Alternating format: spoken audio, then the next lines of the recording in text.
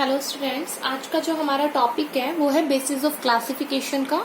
Chapter 4 में organisation of data में हमने क्लासिफिकेशन के बारे में पढ़ लिया था कि हम डाटा को क्या करते हैं, क्लासिफाई कर देते हैं on the basis of their similarity. हम क्या कर देते हैं, ग्रुप बना देते हैं, राइट। हम क्लास बना देते हैं और क्लास के बेसिस पे हम क्या कर देते हैं, आइटम को जो भी क्लास से रिलेट होता है उस क्लास में डाल देते हैं। तो वो तो था बच्चों क्लासिफिकेशन। बट क्वेश्चन ये उठता है कि जब हम डाटा को कलेक्ट करते हैं हमारे पर्पज को अचीव करने के लिए, हमारे ऑब्जेक्टिव को फुलफिल करने के लिए, उसके बाद हम उसको क्लासिफाई किस बेसिस पे करते हैं, क्लासिफाई क्लास किस बेसिस पे बनाते हैं, वो चीज मैं आपको बताऊंगी। तो आज का आपका टॉपिक है बेसिस ऑफ द क्लासिफिकेशन। सबसे पहले बच्चों इसमें आता है जियोग्राफिकल क्लासिफिकेशन। देखो जियोग्राफिकल मतलब आपको नाम से ही पता चल रहा है, geographical like a geographical area, ठीक है। जब हम डाटा जो भी हमने कलेक्ट किया है उस डाटा को हम क्लासिफाई करते हैं on the basis of the area, on the basis of their geographical area. तो वो क्या होता है, आपका जियोग्राफिकल क्लासिफिकेशन होता है कि जब हम डाटा को क्या करते हैं कि एरिया वाइज क्लासिफाई करते हैं। लाइक मैं कहती हूँ कि यूपी की पॉपुलेशन बहुत ज्यादा है ना, तो उसकी यूपी की पॉपुलेशन कितनी है, एमपी की पॉपुलेशन कितनी है, ठीक है। तो ये क्या कर रही हूँ मैं, एरिया वाइज बता रही हूँ कि कहाँ की पॉपुलेशन कितनी है, किस स्टेट की पॉपुलेशन कितनी है, हरियाणा की पॉपुलेशन कितनी है, राजस्थान की पॉपुलेशन कितनी है। तो इट मीन्स दैट कि मैं एरिया वाइज क्लासिफाई कर रही हूँ, एरिया वाइज मैं बता रही हूँ कि कौन से स्टेट की कितनी पॉपुलेशन है, राइट। तो that is comes under the geographical classification. उसको जियोग्राफिकल क्लासिफिकेशन बच्चों बोला जाता है। देखिए इसमें क्या है, लाइक एग्जाम्पल, हमने कोई भी डाटा कलेक्ट किया और मुझे जानना था कि हमारे इंडिया में जो बाइसिकल मैन्युफैक्चर होती है उसकी कितनी फर्म है, ठीक है। तो इंडिया में जानने के लिए फिर मुझे टेबल बनाना पड़ेगा। प्रेजेंटेशन ऑफ डाटा में 5th चैप्टर, इससे नेक्स्ट हम पढ़ेंगे कि कैसे हम टेबल को बनाते हैं, ठीक है। That's also the important in the statistics. आप इसको बिल्कुल भी टफ समझ के मत लीजिए, आप इसको बिल्कुल लॉजिकली सोचिए, आराम से सोचिए कि हमें कैसे क्या करना है। हमने डाटा को कलेक्ट किया, उसके बाद उस डाटा को कैसे प्रेजेंट करते हैं, नॉर्मल चीज को लेके चलिए। बस आपको कॉन्सेप्ट क्लियर होना चाहिए स्टैटिस्टिक्स में। लाइक हमने डाटा को कलेक्ट किया एरिया वाइज, तो भाई अब उसको प्रेजेंट तो करना पड़ेगा। अब मैंने डाटा कलेक्ट किया कि इंडिया में बाइसिकल को मैन्युफैक्चर करने वाली कितनी फर्म है। तो देखिए इसमें प्लेस जो है लाइक पंजाब, हरियाणा और यूपी। तो पंजाब में 30 फर्म्स है, हरियाणा में 20 है एंड यूपी में 25 है। तो ये क्या कर दिया मैंने, एरिया वाइज क्लासिफाई कर दिया कि भाई पंजाब में तो 30 फर्म है जो बाइसिकल मैन्युफैक्चर करती है, हरियाणा में 20 है एंड यूपी में कितनी है, 25। तो मैंने एक टेबल वे में बना दिया कि अगर कोई पर्सन इसको देखेगा तो आसानी से समझ जाएगा, क्योंकि टेबल में ऊपर दे रखा है कि number of firm producing the bicycle, कितनी ऐसी फर्म है जो बाइसिकल को प्रोड्यूस करती है, राइट। तो बच्चों ये होता है जियोग्राफिकल क्लासिफिकेशन। आप यहाँ पे देख सकते हैं कि मैं एरिया वाइज क्या कर रही हूँ, क्लासिफाई कर रही हूँ। मैं पंजाब के बारे में बता रही हूँ, मैं हरियाणा के बारे में बता रही हूँ, मैं यूपी के बारे में बता रही हूँ। तो मैं जियोग्राफिकल एरिया वाइज क्या कर रही हूँ, डाटा को क्लासिफाई कर रही हूँ, राइट। उसके बाद बच्चों आता है क्रोनोलॉजिकल क्लासिफिकेशन। क्रोनोलॉजिकल क्लासिफिकेशन क्या होता है, जब डाटा को आप क्लासिफाई करते हो, ठीक है। आप डाटा को क्या करते हैं बच्चों, क्लासिफाई करते हैं on the basis of a time, time के बेसिस पे। टाइम के बेस पे आप क्या करते हो, डाटा को क्लासिफाई करते हो। तो वो क्या होता है, आपका क्रोनोलॉजिकल क्लासिफिकेशन होता है and it is known as the chronological classification. और उसको क्रोनोलॉजिकल क्लासिफिकेशन बोला जाता है जब डाटा को क्लासिफाई कर दिया जाता है टाइम के बेसिस पे। लाइक हमने कहा कि 2011 में सेंसस ऑफ इंडिया हुआ, तो उस टाइम पे 2011 में कितना खर्चा आया, राइट, 2200 करोड़ का खर्चा आया, ठीक है।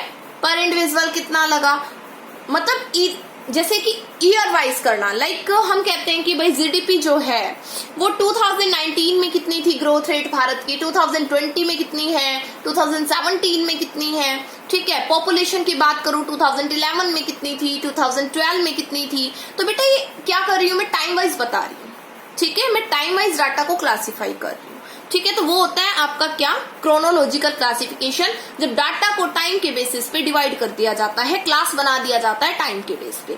जैसे देखिए table 2, sale of a firm 2011 to 13। 2011 से 13 में किसी फर्म की सेल के बारे में बता रखा है कि 2011 में 80 लाख हुई, 2012 में 90 लाख हुई, 2013 में 95 लाख हुई। या फिर मैं प्रॉफिट का ले लूं कि 2011 में इतना प्रॉफिट हुआ, 2012 में इतना प्रॉफिट हुआ, 2013 में इतना प्रॉफिट हुआ। तो बेटा मैं टाइम वाइज बता रही हूँ कि टाइम के बेसिस पे कितना प्रॉफिट किस ईयर में हुआ।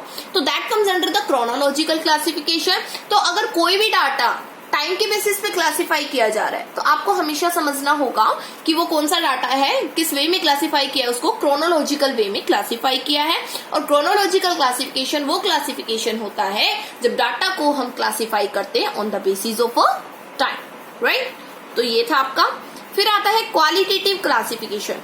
क्वालिटेटिव सीधा मीनिंग है क्वालिटी से, जब हम किसी की क्वालिटी बताते हैं बट उस क्वालिटी को हम न्यूमेरिकल फॉर्म में आसानी से रिप्रेजेंट कर पाए, ठीक है। क्योंकि अगर हम किसी की क्वालिटी को न्यूमेरिकल फॉर्म में रिप्रेजेंट करेंगे जब भी वो स्टैटिकल फॉर्म में होगा, नहीं तो वो स्टैटिकल फॉर्म में नहीं होगा। कहोगे क्यों? क्योंकि बच्चों हमने पढ़ा था स्टैटिस्टिक्स में हम वो डाटा लेते हैं जिसको हम न्यूमेरिकली शो कर सके, जिसको हम नंबर की टर्म में रिप्रेजेंट कर सके, राइट। तो क्वालिटेटिव क्लासिफिकेशन में क्या होता है कि in this classification is done on the basis of a quality और attribute of data. It means that कि इसमें जो क्लासिफिकेशन है वो क्या किया जाता है, क्लासिफिकेशन क्वालिटी के बेसिस पे किया जाता है, ठीक है।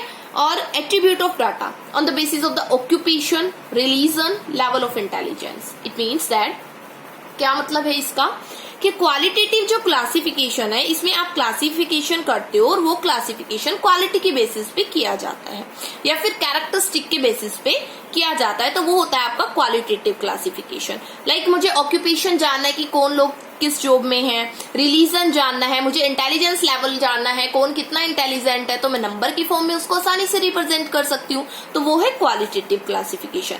बट क्वालिटेटिव क्लासिफिकेशन को भी हम डिवाइड करते हैं दो प्रकार से, एक होता है सिंपल और एक होता है मैनिफोल्ड। सिंपल क्लासिफिकेशन में मतलब क्या कि जब क्लासिफिकेशन करो आप according to dichotomy, it means that कि दो प्रकार से आप क्लास बनाओ। आपने इंफॉर्मेशन चाहिए, आपने उस इंफॉर्मेशन को दो भागों में बांट दिया, that is the dichotomy, right. In this data divided on the basis of existence और एब्सेंस ऑफ क्वालिटी। इसमें डाटा को डिवाइड किया जाता है क्वालिटी है या नहीं है उस बेसिस पे। Like male and female, occupation में मेल कितने ऑक्यूपाइड है, ठीक है, जॉब पे, फीमेल कितनी है, मेल कितने एजुकेटेड है, फीमेल कितनी एजुकेटेड है, ठीक है। तो ये सब मेल कितने अनएजुकेटेड है, फीमेल कितनी अनएजुकेटेड है, तो ये क्या है, सिंपल क्लासिफिकेशन है कि दो प्रकार से हम बांट रहे हैं, ठीक है। लाइक हम सेक्स का कर देते हैं मेल एंड फीमेल, ठीक है। तो ये है आपका सिंपल क्लासिफिकेशन।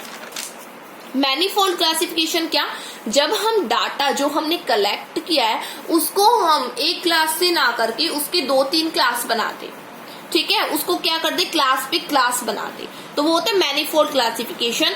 जब हम किसी भी डाटा की क्वालिटी में हम एक से ज्यादा कैरेक्टरिस्टिक्स को इन्वॉल्व कर लेते हैं तो वो मैनीफोल्ड क्लासिफिकेशन होता है।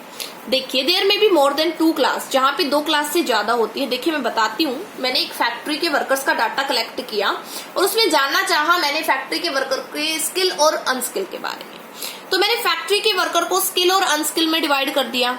अब स्किल में मैंने देखा कि कितने लिटरेट है, पढ़े लिखे, और कितने इलिटरेट है। अब जो लिटरेट है वो गांव से कितने हैं, शहर से कितने हैं, मतलब रूरल एरिया से कितने हैं, अर्बन एरिया से कितने हैं। इलिटरेट में मैंने क्लासिफाई कर दिया कि रूरल एरिया से कितने हैं, अर्बन एरिया से कितने हैं। ऐसे ही मैंने सेम अनस्किल्ड में किया कि लिटरेट कितने हैं, इलिटरेट कितने हैं, लिटरेट में रूरल एरिया से कितने हैं, अर्बन एरिया से कितने हैं। तो बच्चों ये क्या है, it is a manifold classification. ये क्या है आपका, मैनीफोल्ड क्लासिफिकेशन है, ठीक है। कि आप देख सकते हो कि स्किल्ड और अनस्किल्ड तो डिक्टोमी में आ जाता है सिंपल क्लासिफिकेशन में, बट उसको भी मैं क्लासिफाई कर रही हूँ लिटरेट इलिटरेट में, फिर लिटरेट को मैं क्लासिफाई कर रही हूँ, तो मतलब मैं तो 2 से ज्यादा क्लास बना रही हूँ, राइट। तो वो होता है आपका मैनीफोल्ड क्लासिफिकेशन जो क्वालिटेटिव क्लासिफिकेशन में आता है। उसके बाद लास्ट है आपका क्वांटिटेटिव और न्यूमेरिकल क्लासिफिकेशन। जब हम क्या करते हैं, हमने जो डाटा कलेक्ट किया है उसको हम न्यूमेरिकल वे में ही क्लासिफाई करें, मतलब नंबर की फॉर्म में ही क्लासिफाई करें, या डाटा को रिप्रेजेंट तो हम नंबर की फॉर्म में करेंगे, बट क्या होता है इसमें कि क्लास भी जो बनाना है ना वो नंबर की फॉर्म में बनाओ, ठीक है, न्यूमेरिकल फॉर्म में क्लास बनाओ। लाइक इसमें तो आप बना रहे हो quality wise literate, illiterate, rural, urban, but quantitative में क्या होता है कि वो जो क्लास बना रहे हो ना वो भी नंबर के वे में बनाओ, ठीक है, न्यूमेरिकली रिप्रेजेंट करो। तो आपको समझ आ गया होगा कैसे। लाइक वेजेस और profit of an industry can be expressed in an Indian rupee.